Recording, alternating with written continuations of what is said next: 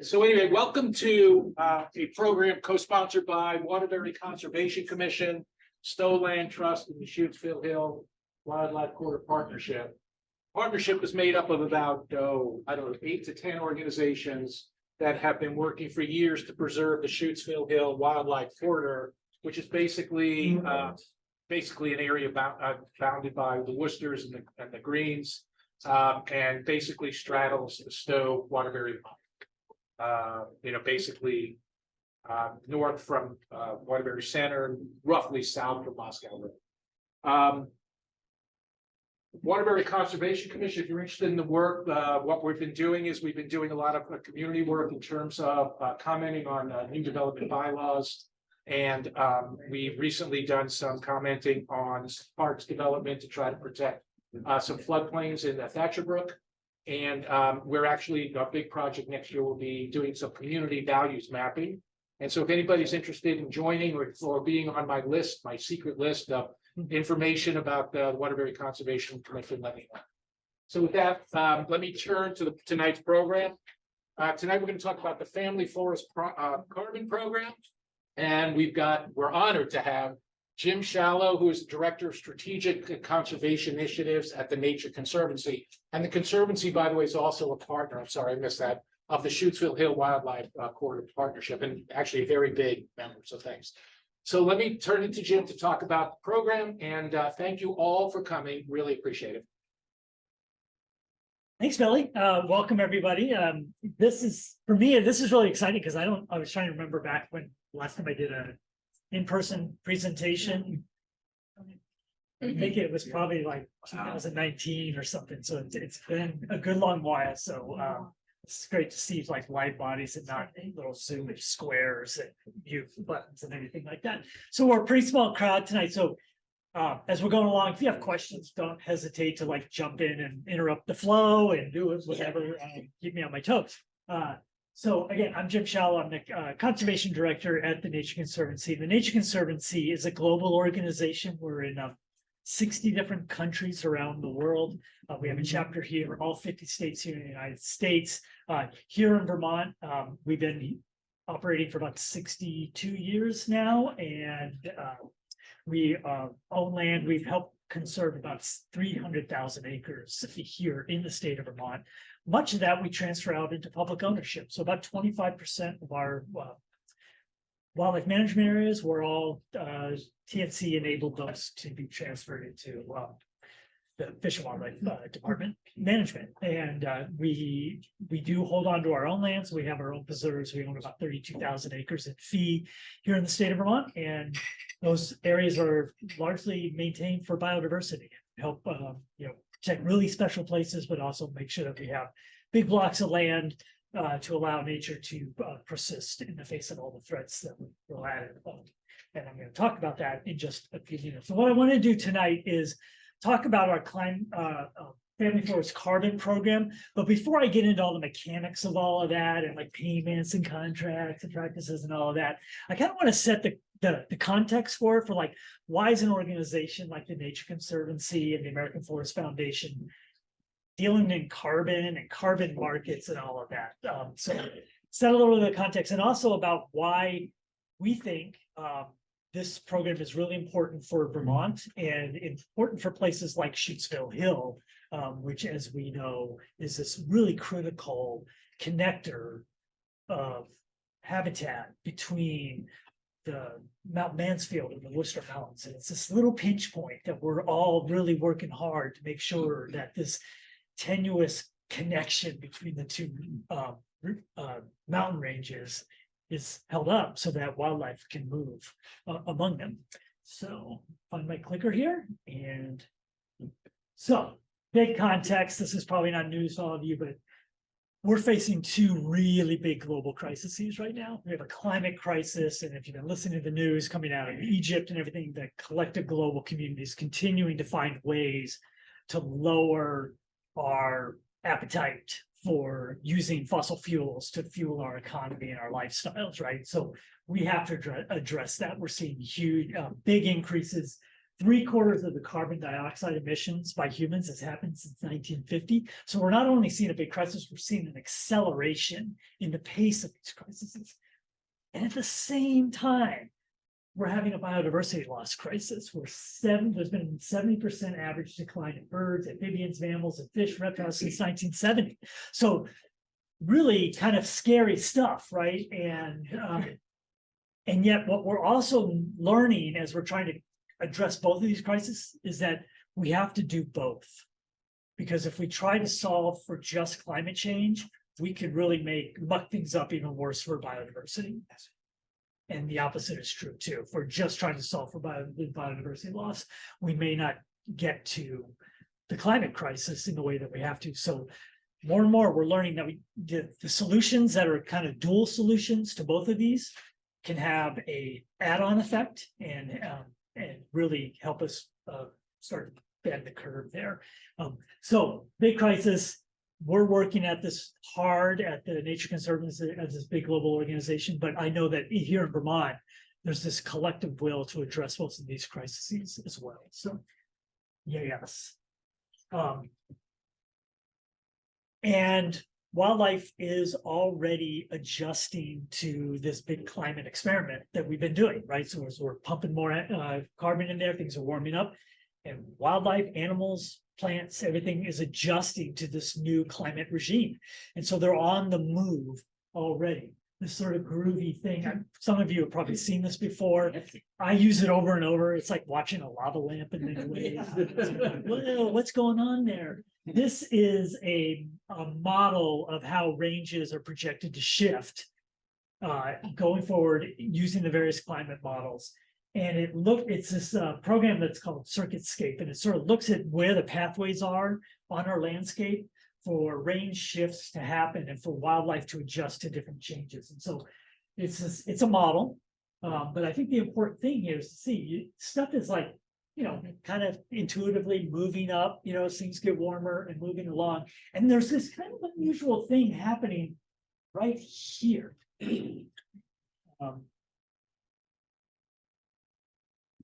Yeah, so what's going on here? Anybody care to guess? Like, what are we? Approaching on the East Coast. Yeah, You're taking I-95. yeah, I-95. And I-95 runs along what? Appalachians.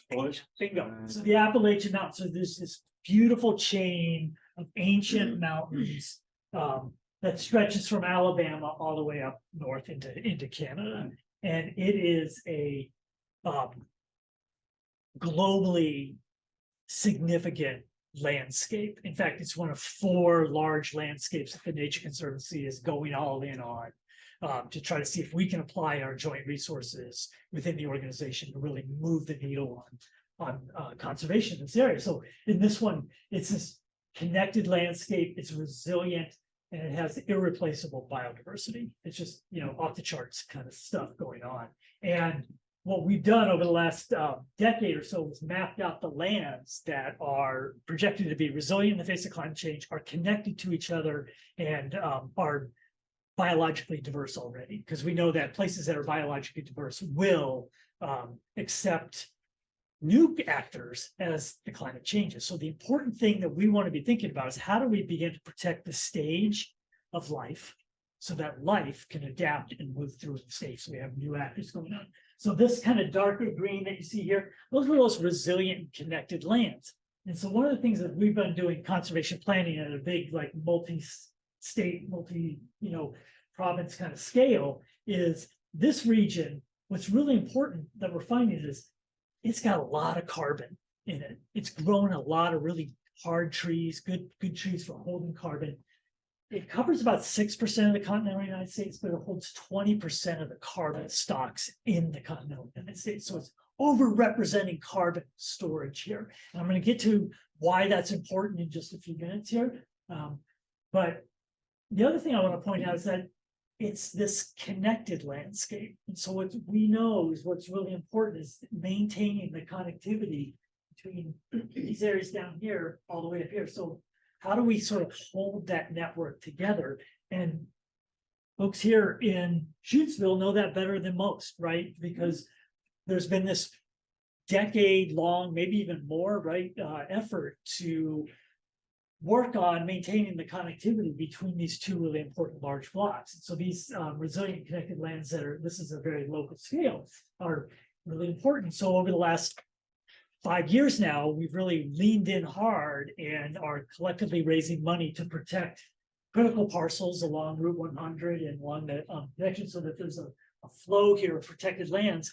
But we know we can't buy all of that and don't necessarily need to buy all of it. But what we do want to make sure is that the forest cover is held intact, and that other features like the riparian areas and everything are also held intact. And so how do we find new tools for holding this land together that don't necessarily require us to go buy something in fee or have somebody make the generous offer of donating a conservation easement or something like that? So we're looking around, and so we think that carbon becomes a way to get at working with landowners to help them find the resources to do really good management that will make their forests more resilient to climate change and ideally more better habitat for the wildlife that's there. So why carbon? So the other piece of that, so we talked about the biological diversity side, the crisis there, but we also know that nature can play this huge role in helping us address the climate crisis. So our studies that we've done at the Nature Conservancy, others, is that, I'm sorry, that was really, that's not you, it's just blurry. So that to get to the carbon reduction goals that we need to have to get to the global agreement that we had to keep temperature increases below 1.5 degrees Celsius, we need to stop using carbon, like we have to transition off of fossil fuels in our energy and everything. And that's not enough. We also need to remove the carbon that we've already put in the atmosphere. So think about it, for the last 150 years or so, we've been pumping carbon in there, and it's just like forming this big thick blanket. So think about it like this way, it's like a bathtub. So if you want to empty a bathtub, you got to do two things. First, you turn off the tap, right? So shut the water off. That's sort of moving us off. Think about it that way. It's like moving us off of the carbon that we use to run our cars and heat our homes and do all that. That's going to take some time to turn that tap down. At the same time, there's all that carbon and all that water in the bathtub. So the other thing you have to do is open the plug. You got to open it up and let the drain start draining it out. We know that nature now, or our science is telling us that nature can get us about 1/3 of the way towards reducing the carbon in our atmosphere. And it does that in a lot of ways, right? So our forests, which here in the Northeast are like the primary driver of removing carbon. You always hear about people saying, well, we're going to create these great technologies that are going to suck carbon out of the atmosphere. We're going to put it in there. And we have the best technology. It's been around for 1 billion years, and it's called a tree. And they grow and they do this magical thing. They pull the carbon out and they use that to create sugars. And then when they're done, eating the sugars, they hold on to it and they use it for their stems and everything. And then that ends up in the soils and all that. So we want to protect forests. That's an important part. We don't want to lose any more forests. And the forests that we have around the globe, we want to make sure are not being over harvested, or in certain places not harvested at all. We also want to manage our forest lands better. So how can we do forest management that will allow us to meet society's needs for wood products? No denying that. We use paper, we use everything, the tables, the chairs I'm sitting on. So we want to keep doing that. Yet, is there a better way to manage? So can we manage intentionally with a way to incentivize the forest to sort of hold more carbon as we are doing that management? So that's where family forest carbon fits in right here. And then there's one more sort of key piece there, and that's restoring forests. So places where we have, maybe abandoned farm fields, or places where we can have new trees growing in, is also another critical strategy. But as we look at sort of where our opportunities are here in Vermont, there's more opportunity in protected lands, but there's a bunch of opportunity here. And, there's some here, but it's probably less so than maybe some other places in New England and New York. So to do this, like, how do we do this? Get more protection, more managed forest better, and get to this goal of lowering the our keeping our temperatures below 2 degrees Celsius or 1.5 degrees Celsius. Companies and others are making pledges to go net zero.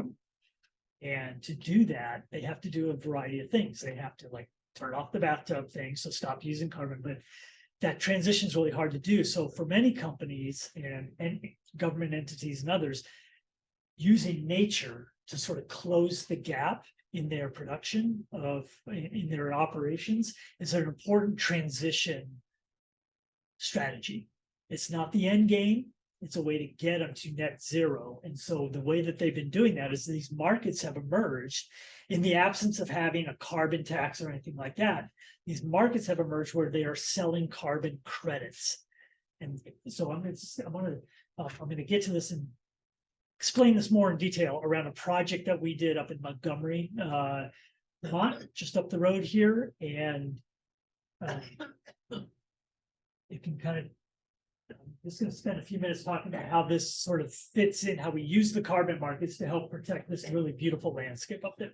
So Burnt Mountain was a property that was co-owned through the Atlas Timber Partnership with the Vermont Land Trust and the Nature Conservancy. They were managed forest lands, and they were bought back in the mid-90s to get them off the market. And then we were managing those in partnership with the Vermont Land Trust to see if we could do sustainable management. And then several years ago, we decided to sell off the properties to recoup that investment and put that money to work in more conservation.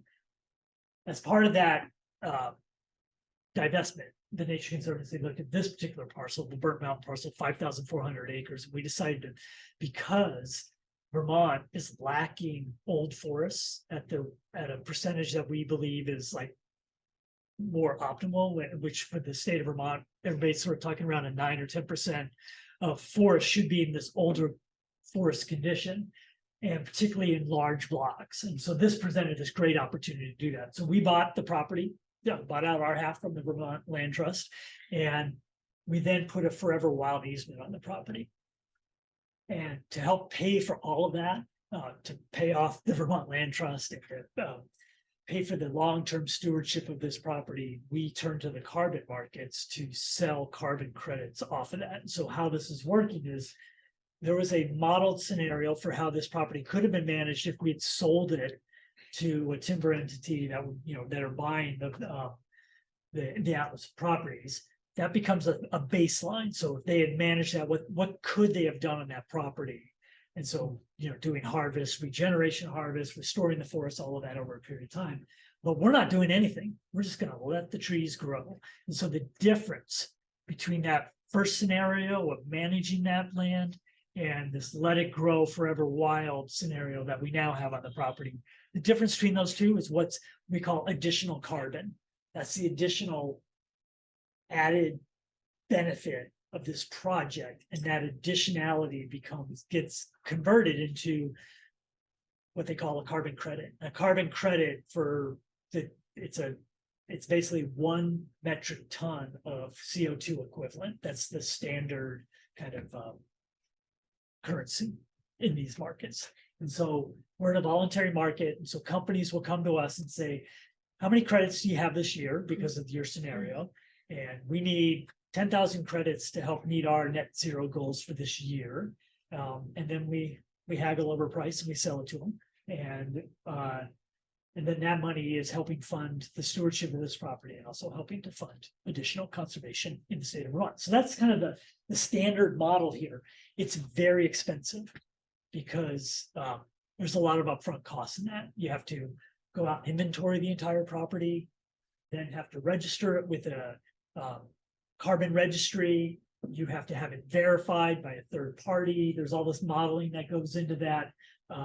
We have to hold this project for 40 years. We have to keep that monitoring going over that 40-year period. There's a lot of verification goes along. So all those costs add up. And because of the way our trees grow up here in Vermont, which is long and slow, it takes a while to accrue a lot of carbon. So 5,400 acres is kind of at the lower end of what is a viable carbon project in the state of Vermont. You know, you could get away with maybe 3,000 acres, depending on how you wanted to model out your baseline. But this is really about the smaller size that you can do. And there just aren't that many opportunities to do carbon projects in the state of Vermont. But where it is doable, this becomes a great financing tool for conservation. So we're not only helping store more carbon and addressing that carbon need, but we're also creating new ways for biodiversity to persist and thrive in the face of climate change. Yeah, go ahead. Does the state ever contribute any of their forests to carbon markets and reduce our taxes? They have not to date. I do know that there are conversations going on within the Agency of Natural Resources to maybe do a couple pilot projects on state lands. That's about all I know at this point. So there's a lot of reasons why they don't happen on public lands very often. That could be a whole nother talk. But so it's possible, it just hasn't been done, but it has been done in other places. We have seen public lands be enrolled or university lands and things like that.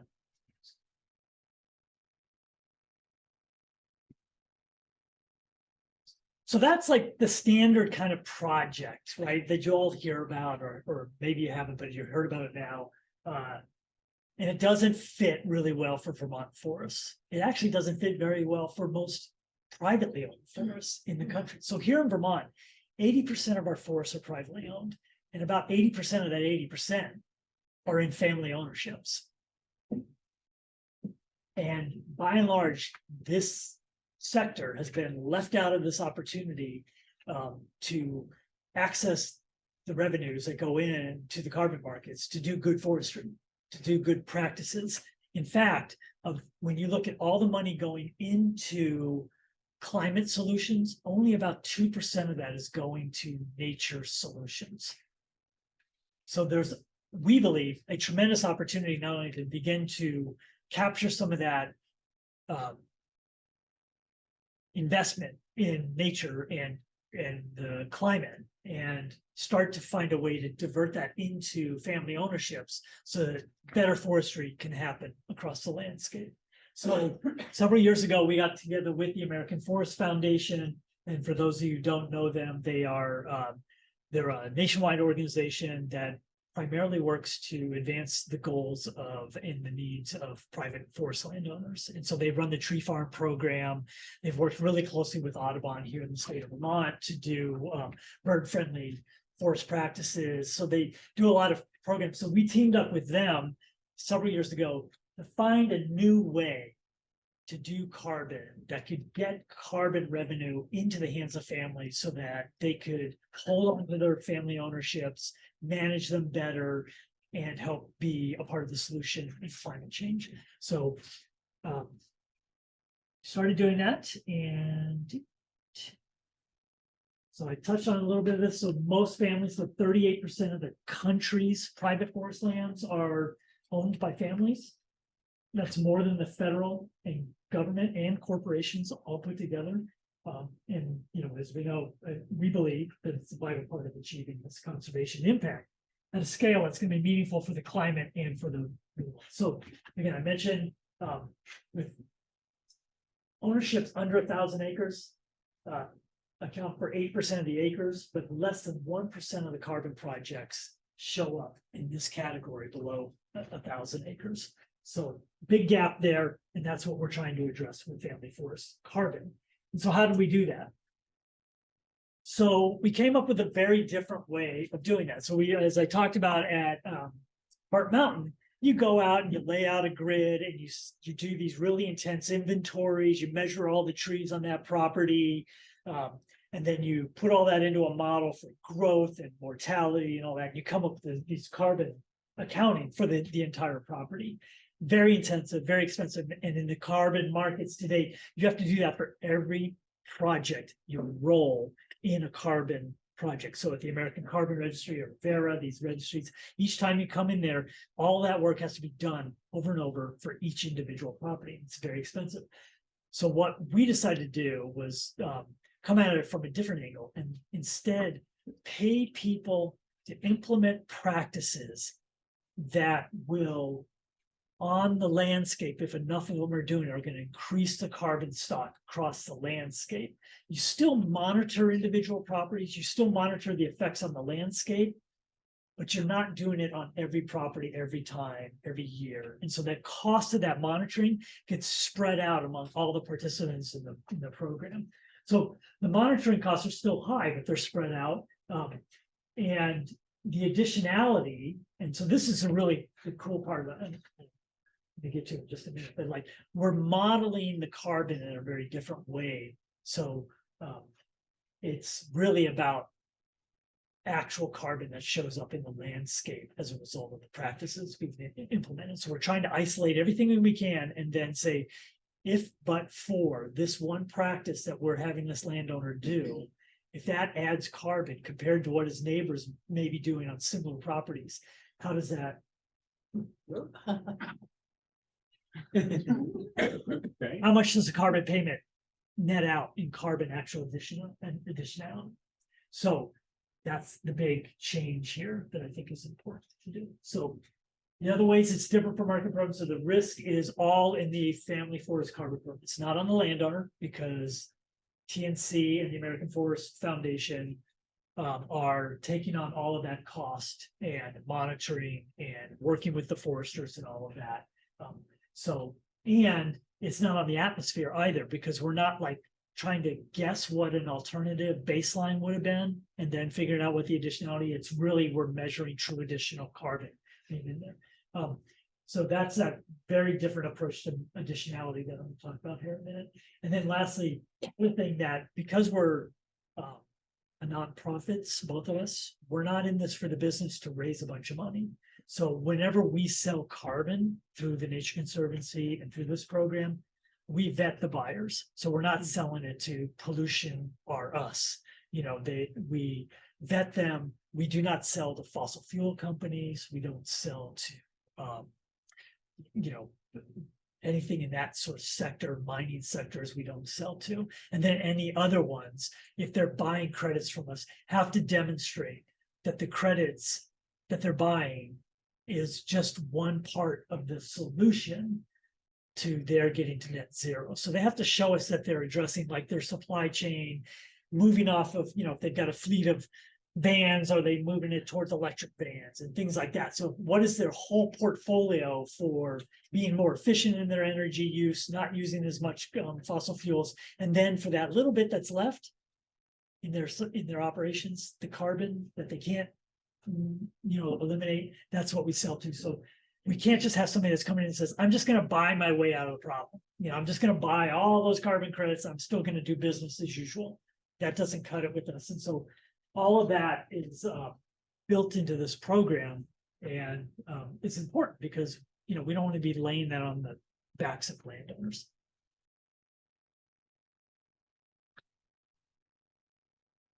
So I just want to spend a few minutes talking about that concept of additionality and the baseline, because I kind of breezed through that, but it's a really fundamental part of carbon credits, because for this whole scheme to work at the global level, we have to be conserving and protecting carbon that's additional, not business as usual, but like how are these projects actually resulting in more carbon being removed and sequestered and stored from the atmosphere. It's really important because if we're not doing that, we're not doing anything, right? We're just moving money around. So that's no good. So what we're doing here is instead of doing like project by project, 5,000 acres here, 10,000 acres over there, this is really, by doing these practices, we're aiming to get like hundreds of thousands of acres across the country and start having a really measurable impact. And so the difference in this is that we're going to be measuring that across all of these properties as opposed to any one single individual one. And so we're going to be measuring our practices in various forest types, various regions across the country, and versus what is the business as usual in that region that's going on. And so what does that mean? How do we do that? So here's what happens. So if you're a landowner and you're enrolled in this, this is Jim's woodlot. out near Oak Ridge, Nowhereville, somewhere in the east. And I have a family forest carbon project on my land. What will happen is they'll go out and they'll put monitoring plots on the property. And then they'll take a subsample of that and measure it like each year, like random samples.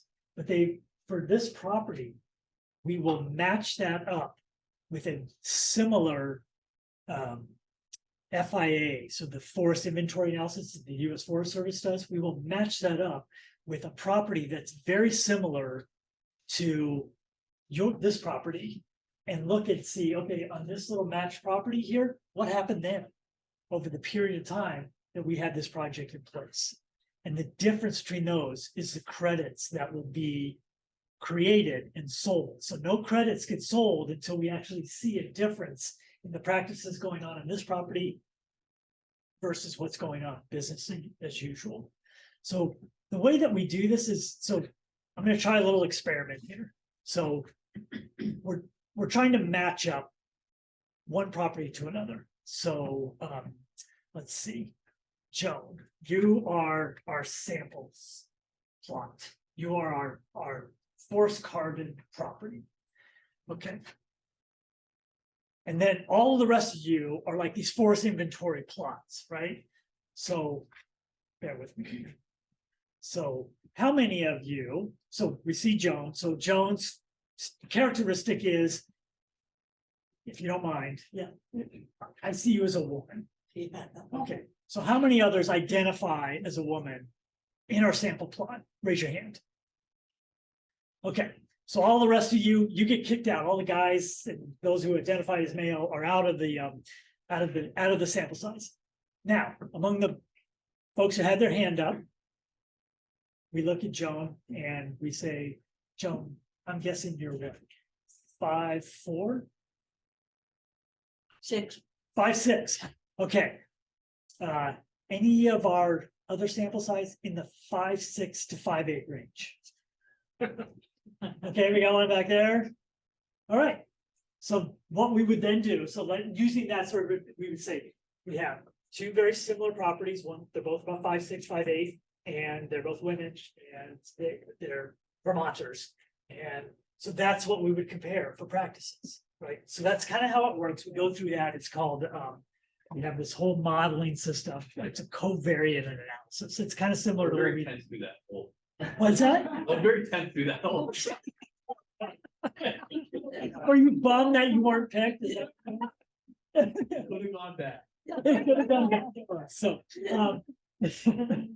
So that's the process in a really simple thing. But in this way, we're looking at things like, how did this property compare to like other properties in terms of like elevation, stocking levels, forest type, distance from roads. So we've got a bunch of variables. And then what we do is we look at all these plots and say which ones are, matching all of those. So it's like multi-dimensional sort of analysis, cluster analysis, and then fine. So that's how we kind of measure that down. And then that becomes a way of calculating the carbon impact across a landscape. And then at the individual stand level, we have these practices that we get to, and it is, this is what happened. You get this, it goes up, and then you're going to do a little harvest here to thinning, clean things up, make things better for birds, and then it's going to grow back, and then you have that, and eventually you're doing this harvest for great saw timber or whatever. So we like sort of improvement cuts. But maybe your neighbors aren't doing that. Maybe your neighbors are like cutting it down, they're low, and then they come in and it gets sold or whatever. And they say, "Oh, we got to get more income off of that," and then of course becomes all depression. It doesn't work there, especially with that example. But anyway, let's say this is business as usual. This difference, the delta between these differences over time, those become calculated in this tons equivalent of carbon, and that's what becomes available to sell. And until we see that, there's no carbon available for the program. So we have a bunch of upfront investors, folks like REI and charitable foundations that are putting money in so that we can start paying for the practices to get the machine rolling. And then as the credits come, they will be off taking those credits as part of their forward sale agreement. some of them, others will be selling in the marketplace to cover, and then ultimately be putting that in, put that money back into paying others for practices and hopefully growing this out across the region.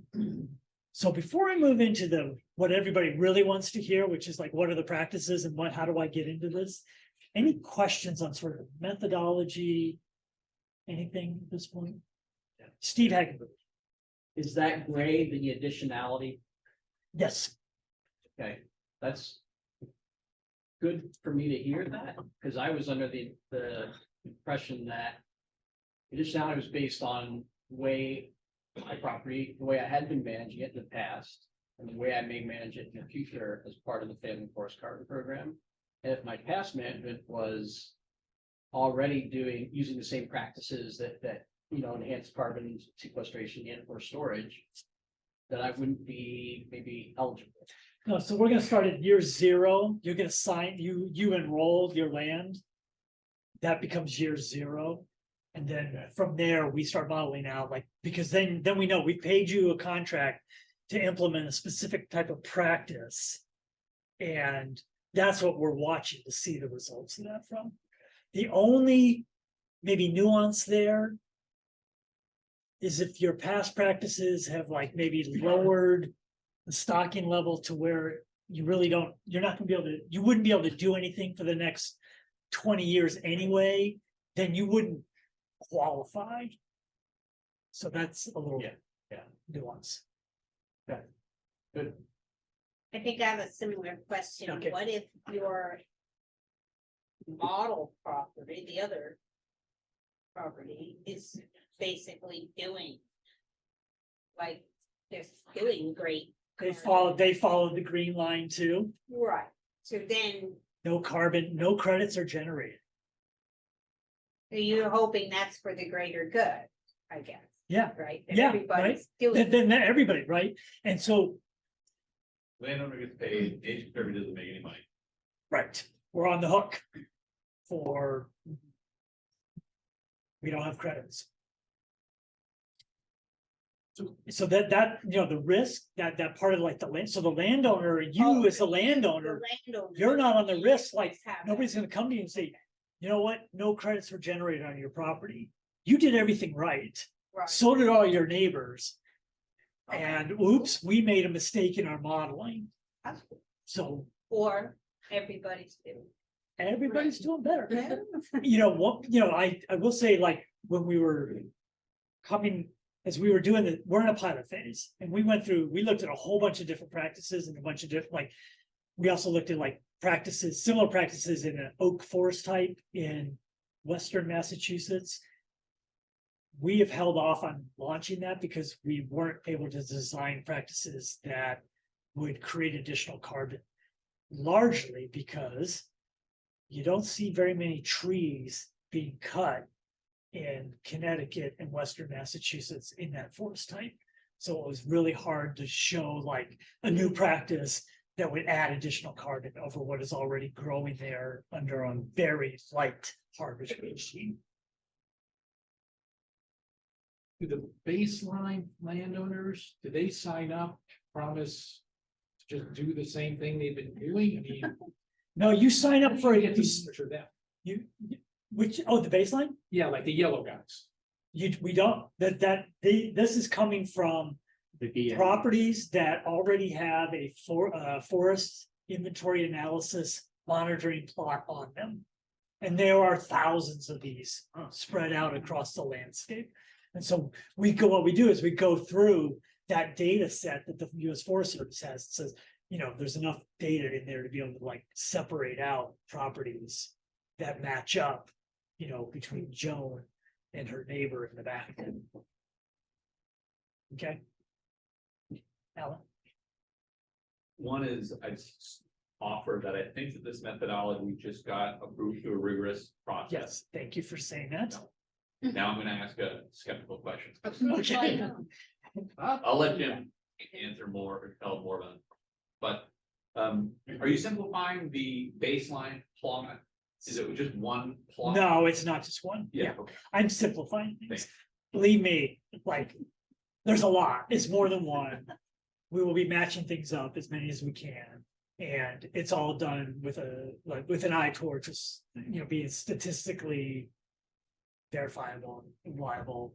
And I was really bad at statistics in school, so like it quickly moves beyond it. But basically what I wanted to get across is like this new methodology that was just approved in the Vera registry. It's brand new, it's very different, and it's called the variable dynamic baseline. So it's not like there's one line, like the way California compliance market does things. They basically set a baseline for the entire region, just kind of run straight across like this. And then your stocking goes above that and you're good. But this could move up and down some years. I mean, there's potential that these lines could cross in a different way, Right. theoretically, if we haven't done our math right going in. So do you think that you're looking at FIA data that's generated throughout the region, or is it? Or maybe It could be specific throughout the forest region. type? It's type. So we're gonna look at forest type, Yeah. so. Because we're restricting this to right now to Maple Beach, hardwood, forest type. We can look around the region, but when doing the comparison, we have to find properties that match up with these other covariants that we've identified as being identifying properties that are likely to be harvested. Am I answering your skeptical question? I'm not sure. I heard a skeptical question, which is unusual for you. Statistics and skeptics. Vermont FIA data follows the green line more than the yellow line. This is a graphic, Right, and I appreciate and the simplification. thing. my guess is like the Vermont is gonna be like, Yeah, and so what we did to come up with our practices is we did a look back. The spatial informatics group did a look back at FIA data to sort of see how things and then we tried to find plots and practices, modeled out the practices that, like how do we tweak those to get to the carbon? So we looked to see what the carbon response was in a look back, and then we did like a forward. That was our first take on it. We now are going through a whole new round of modeling that will adjust things and then open us up to potential to do more forest types and offer maybe potentially new practices as well. So we're continuing to refine the modeling approach. All right. I So- have a little question. Suppose the landowner in the FFCP program decides, since the two lots are very similar, but I want to improve my lot, I want to plant something different. Are they allowed to? Suppose like up in Michigan, they were had thing on TV last night, where they've started to have the sequoias growing in Michigan. I had And not they- heard that. Wow, that's a great idea. They're much more efficient they grow very, very fast and so forth. Whether or not they'll ever grow the same length as California, Oregon, but whatever. Suppose this is a different kind of a species, we're introduced in the mix. Would the landowner be promoted to do that or allowed to do it? So it depends. You don't have to enroll your entire property. You only enroll stands, so you could pick and choose stands that like match up well with that. So if that were the case, like you were looking at like, I want this new field to be sequoias. Recommend not doing that, but but let's say you were like, no, actually I want to like maybe bring in more red oak because that's like going to be a climate winner, so I want to grow that more there. You just wouldn't necessarily enroll that piece in there. So some of this is going to be like a conversation that you're going to want to have with your forester, and if you don't have a forester, FSCP will link you up with one, to get at those kind of questions. Okay.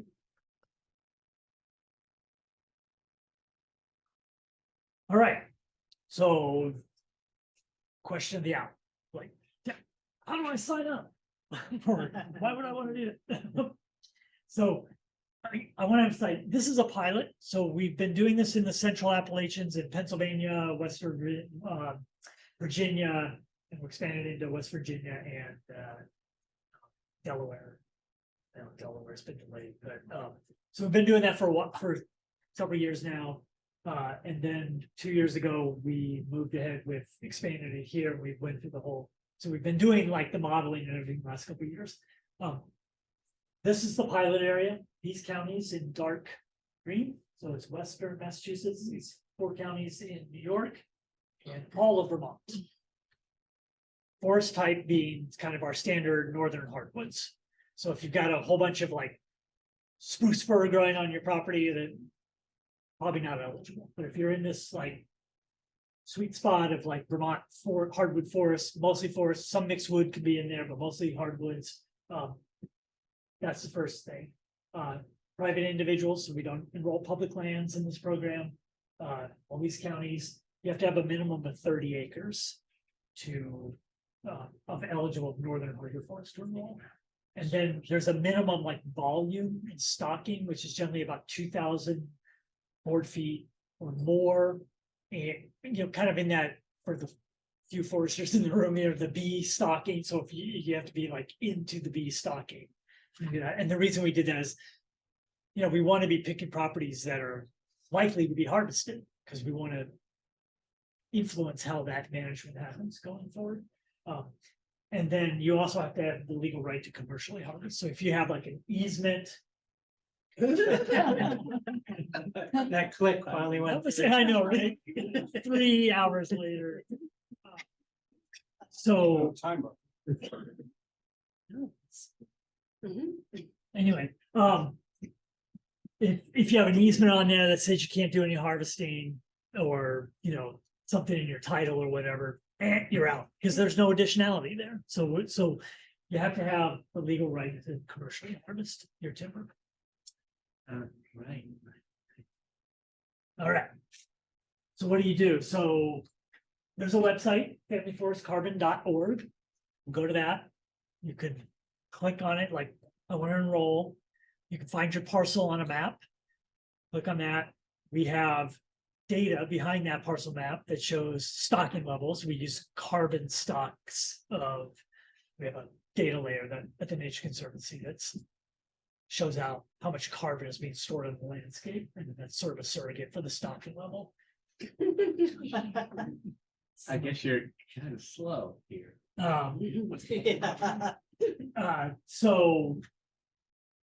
So you go there, click that, it'll tell you whether you're in or out right away. And if you're in, you can be contacted by a call agent.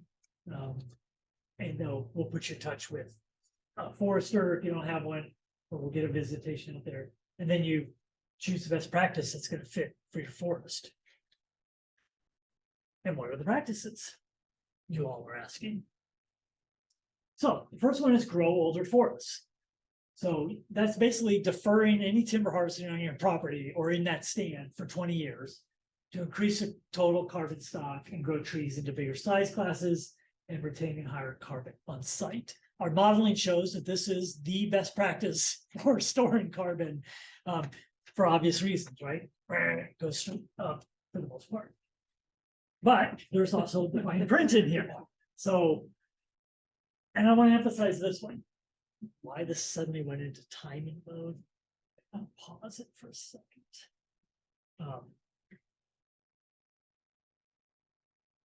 Right now, you might be able to do this in current use. You're probably not, because our current use plans are on 10-year increments. It's really starting to be. And the way that in our conversations with the state, we're designing these is they don't want to be like binding the management decision that goes beyond that 10-year period. Because what we do in current use is every 10 years, you sort of reevaluate where you are and come up with the right practices for the next cycle. So for now, so that we don't put anybody crosswise with current use, we're telling people, if this is a practice you're really interested in, wait. And first see if your property is eligible for the Old Forest Reserve program, which will be coming online in July. So if this is like something you really want to do and you're in current use, I recommend you wait or start talking to your forester now to figure out, is your property might be eligible for those, but the standards for that program are still in very much in draft form. So that's the really important thing. And then the rest is like, there's some things you need to do, like not take out too much firewood, allow, you have to control, it still allows for the control of deer and moose browse and invasives and things like that. So we think it's going to be a good fit for that program, but until we know all the final details, we're holding. Okay. So that's the first practice. Second practice is actually two practices, enhance your woodland. So these are a thinning or a gap harvest that we applied. It requires some retention zones where you're not harvesting over the 20-year period. It caps the amount of basal area that you can remove. It requires biodiversity safeguards, things like leaving snags behind, and you can do personal firewood harvest. And it too has a lot of fine print, which will be in the contract. But largely these are if you're familiar with like Forester for the Birds practices of creating little gaps to enhance future generation understory things, very kind of similar to that and fits in. And all of this is on the website as well, the practices. So those are the two practices.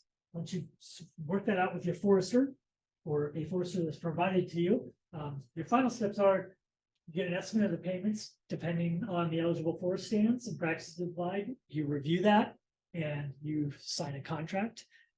For folks who are, we have paralegal advice. So if you can't afford a lawyer and you don't feel comfortable reading through this and signing it, we can have a paralegal review that with you so that you feel good. It does need to be recorded with the land, with the town, so that if you sell that property, the next landowner is bound by that contract for the 20-year period. If you pull out, there's a penalty. I mean, if you just decide these practices don't work and you clear cut your property, you're gonna have to pay that. So that's so yeah, 20-year commitment. Right now, our modeling is showing we pay $10 to $15 per acre each year, with 20% of that payment up front.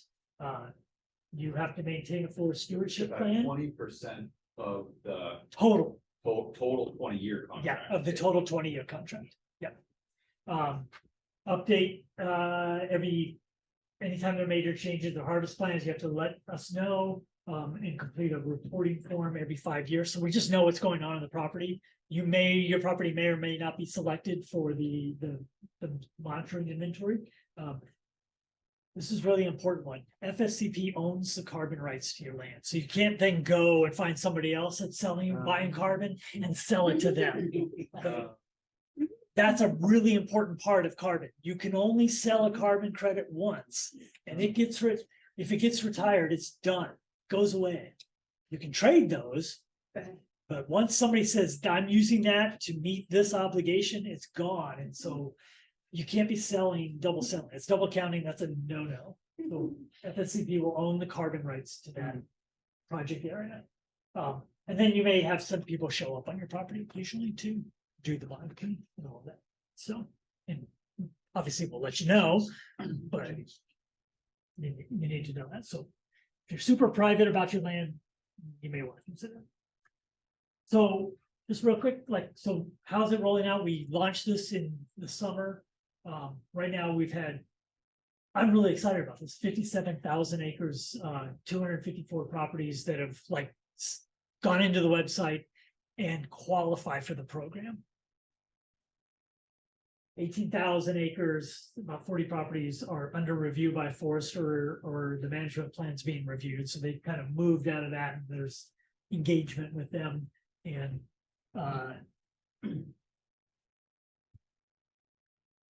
great news is we now have 6 contracts covering 556 acres. They're waiting for a signature from the landowner, so it's been given to them. They're having it reviewed by the lawyer or whatever.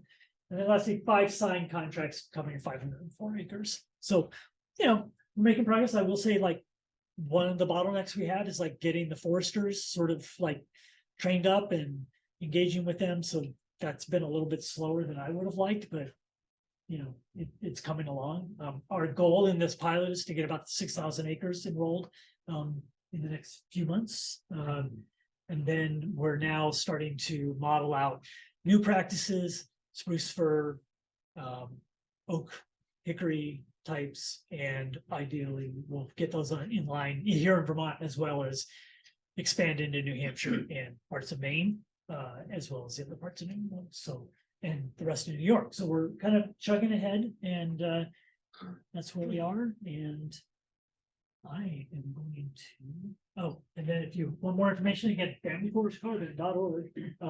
And then if you're interested in just like other climate smart sort of forestry practices, things you can do that maybe don't get paid for by carbon, there's a guide that we put together with a bunch of folks. It's Climate Smart Forestry, and you can find that at this nature.org/climate smart forest NE.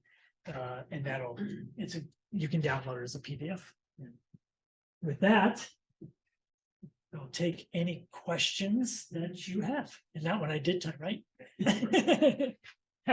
So the old forest question. So I'm curious I've got to go back and do research now and find out what I have in my forest land and whether it qualifies as old forest, and looking forward to that next year's. Yeah. So first off, I'll answer that question, but I do want to say, if you're not in current use and you want to do old forest, go ahead, sign up. We just don't want to like put anybody crosswise with current use. So that's the important thing. So I'm in current use. So, okay, so for current use, the old forest, the basic threshold for that is if you're under 100 acres, 50% of your property has to be in like ecologically special areas, steep slopes, or wetlands.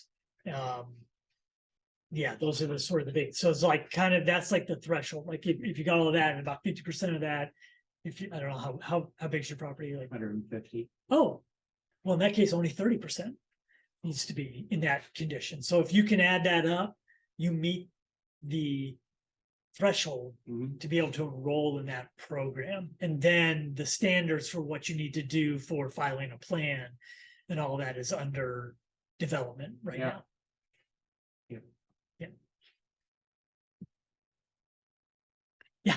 I were going to do some quick back of the envelope math, and I wanted to know whether TNC would pay me $10 an acre or $15 an acre. Is that payment, because as I understand it, the additionality is a risk TNC is taking, right? The landowner payment is a flat rate depending on forest type? It's dependent on practice, actually. So that old forest one is going to pay more because it generates more carbon, and then the other two, the enhancing your woodlots, are going to pay it for lower. So you might have a blend of like, I've got this 20 acres that's old forest, and then over here I've got like enhanced woodlands around that. So it may net out like differently per acre because of how you mix and match. But that's the basic, is like old forest pays a little bit more, enhancing your woodlands a little bit less. Steve. 2 questions. First one, are those payments taxable? I'm not a tax attorney. Yes. Good answer.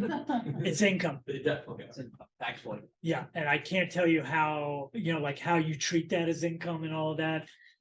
I've been told not Could to it even be venture earned into those areas. It's just important for people to understand. It is income, Something they want to look. correct, Yeah. yes. And the second question for enhance your woodland, I've got the right practice. Yep. Name, you do have to have a more forest management plan. Correct. For growing old forests, You need a do you management have to have plan a as well. forest management plan? You need a You stewardship need a permit. Stewardship Yeah, plan. yeah. That is written by a licensed forester. That is our, one of your FFCP foresters, so yes, and what are there minimum standards for what that plan says? Like, does it have to meet minimum of current use standards or?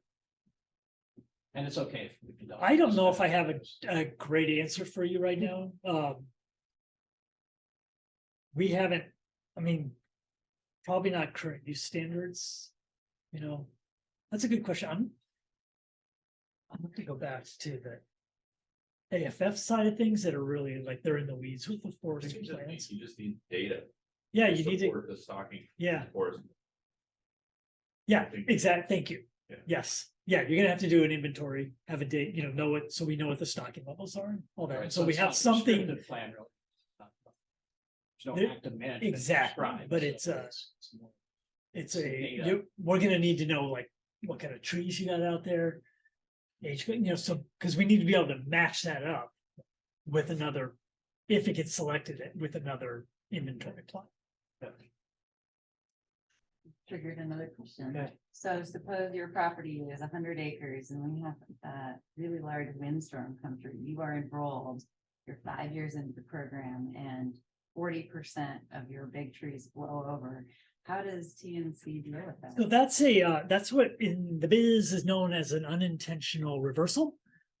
And with all of these programs, and this one too, there's a buffer pool that's created, where a certain percentage of the credits that are generated are put off aside and not used in the case when, you know, maybe we've counted those credits and they all got wiped out. And so we would have to take a little bit out of the kitty there that's in the insurance pool. So that's the way, the very basic way that we would intend, but the landowner wouldn't be on the hook for anything. Now, if you went in there and, you know, I think in that situation, we'd probably be saying you wouldn't be able to do a lot of salvaging in there.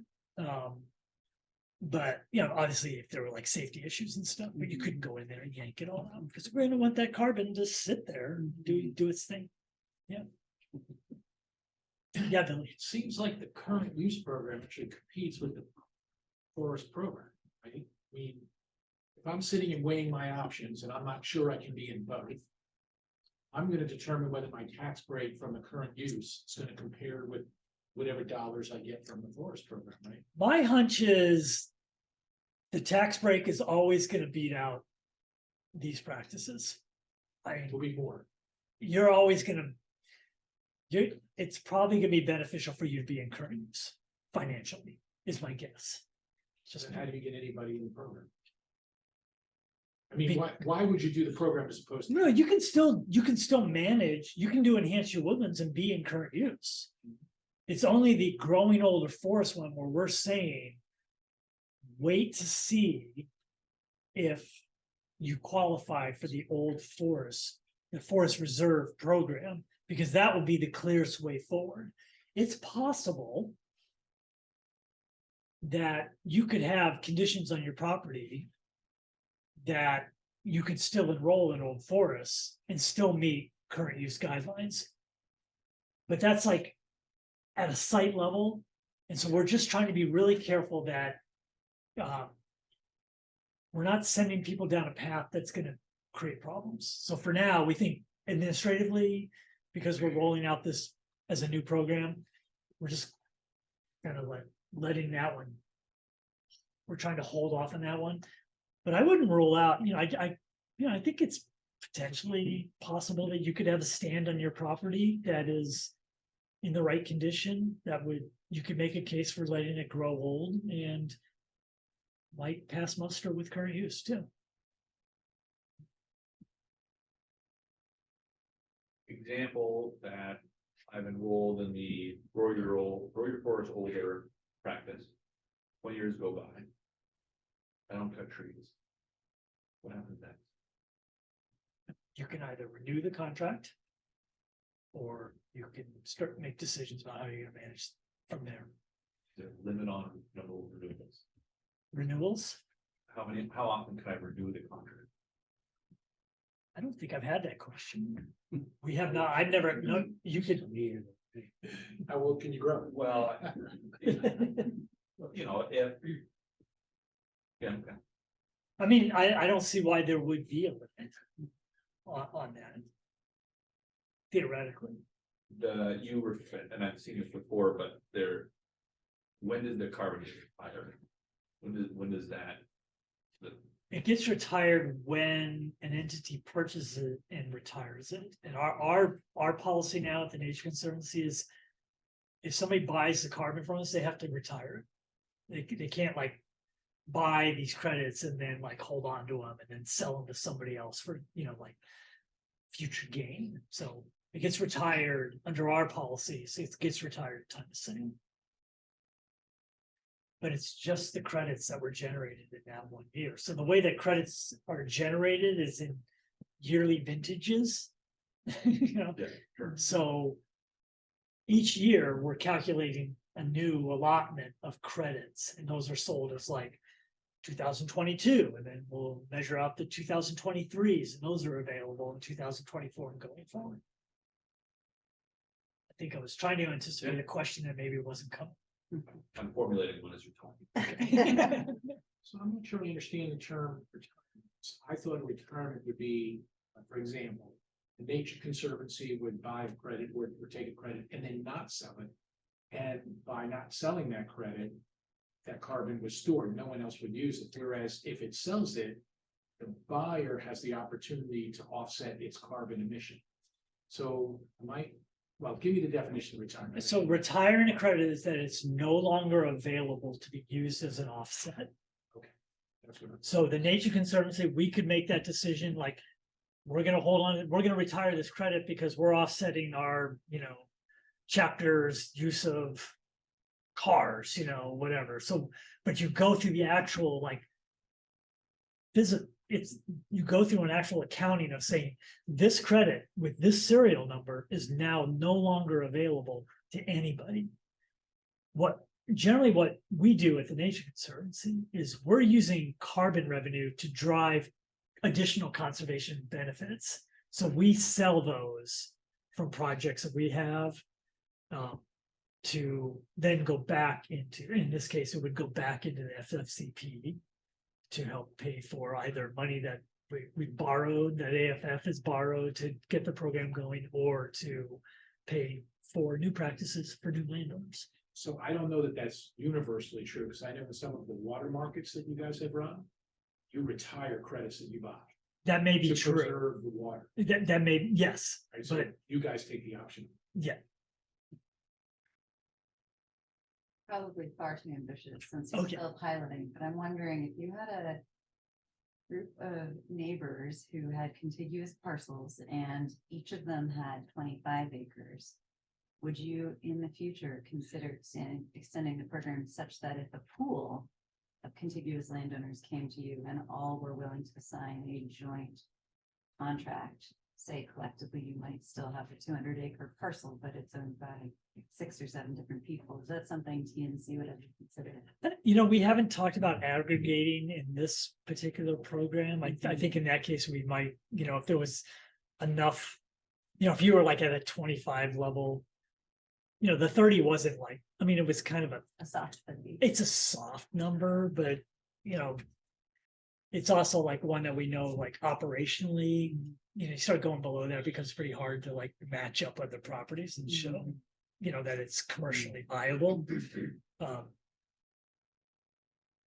So I don't know. I don't know. People get creative around this stuff. They formulated it. Okay. My 20 years are up. My forests have grown older. I haven't cut any trees. Are there any more encumbrances on the property or the carbon? You referenced that. I couldn't sell the carbon credits to anybody else. Is that But only- after that point, after the 20-year contract, for the contract is over. Right, okay. So you could sell credits to somebody else under some other regime. You could renew your credits, or you could just get out of the biz altogether. Our hope is that we can work with landowners as they're going through this 20-year journey to either get them to renew or, start thinking about the long-term stewardship and conservation of their property as well. So, as we engage with these landowners, we have a 20-year period to, build that relationship and build that awareness and, work with them on that. So, you'll be paying a consulting forester to manage my acres that I'm in the contract with. Will I then, with my consulting forester for my other acreage, I'll just deal with him on that. Well, other- ideally, we would deal with if you're comfortable, like if you love your forester. He's okay. He's no Alan Thompson. Yeah. The forester can sign up with the family forest carbon program. So as like Cause he'll know the land. he'll know the land. So So we don't, good for what you. we don't want to be doing, our goal is not to be like undercut, undermine a relationship that you have with your forester, if it's a relationship you want to maintain. So we would want to work with Alan or some Alan type, to, Your forester probably knows about the program. Yeah, he does, Marcus. okay, yeah, so, yeah, so we'd want to work with your forester first. And if they're like, I don't want to touch this, then then that's a conversation you want to either have with us or with your forester or whatever. No But if you question. don't have a forester, we would love to get one in your hands. Yes, It's a comment, two comments. Two comments, I know okay. Billy's trying to get up there. We have till 8:30, at least that's what I scheduled, Okay. so. Well, two comments. First, I've seen various renditions of the Family Forest Carbon Program presentation. Jim, I appreciate your presentation. You answered some questions that I still had after hearing all of those other ones.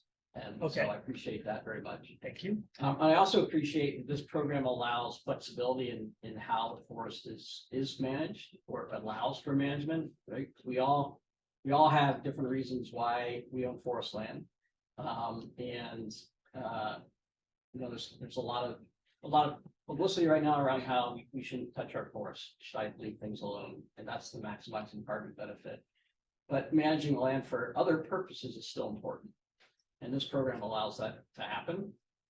So I appreciate PNC and AFF diving into that part of things. Active management is a good thing and can have carbon benefits. Yeah, and thank you for saying that, because it was very much our goal in this is that we wanted to be promoting good, solid stewardship and good management practices, and not necessarily driving a bunch of people into don't cut. I will say Vermont is in a bit of a unique situation because we got a lot of people out there with management plans and landowners who are, because of our current use program, are very much aware of all of that. That's not true in other places like down in Pennsylvania. People don't have forest management plans.